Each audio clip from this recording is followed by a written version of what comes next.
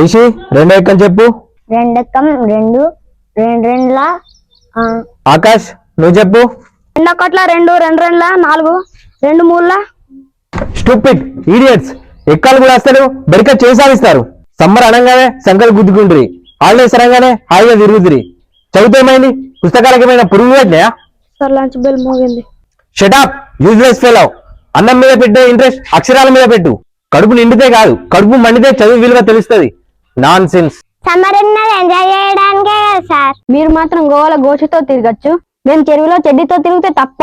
మీరు రోజులో తిరిగితే తప్పలేదు కానీ మేము ఒడ్ల పంట తిరిగితే తప్ప సార్. భవిష్యత్ గొప్పదే కావచ్చు సార్, కానీ బాల్యం దానికన్నా గొప్పది. అమ్మ ఒక్కరోజు తిడితేనే ఏర్పస్తుంది, మీరు రోజు తిట్టుకుంటే చదువు చెప్తే ఎలా నచ్చుతుంది సార్? ఒక కిలో ఒక ఇటుకతో కడితే నిలబడేది సార్. సిమెంట్ నీరు ఇసుక అన్ని కావాలి, మా జీవితంలో కూడా అన్ని ఉండాలి సార్. నిజమే సార్, మేము వర్షంలో తడిచినాం, కాలువల్లో ఈత కొట్టినాం, మామిడి పండ్లు దొంగతనం చేసినాం. మీ లెక్కలైనా మర్చిపోతాం కానీ మా చిలిపి చేష్టలు మాత్రం అసలు మర్చిపోము.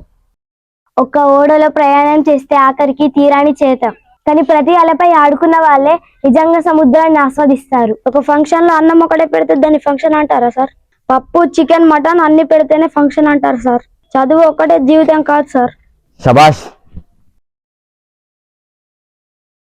ఒక చెట్టు వేసవిలో ఎండిపోతుంది, ఆకులన్నీ రాలిపోతాయి, మళ్ళీ వానకాలం రాగానే మళ్ళీ పచ్చగా మారుతుంది.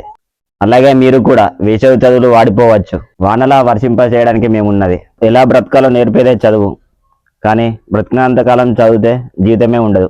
చదువు జీవితంలో ఒక భాగం మాత్రమే. వెళ్ళి ఆడుకోండి.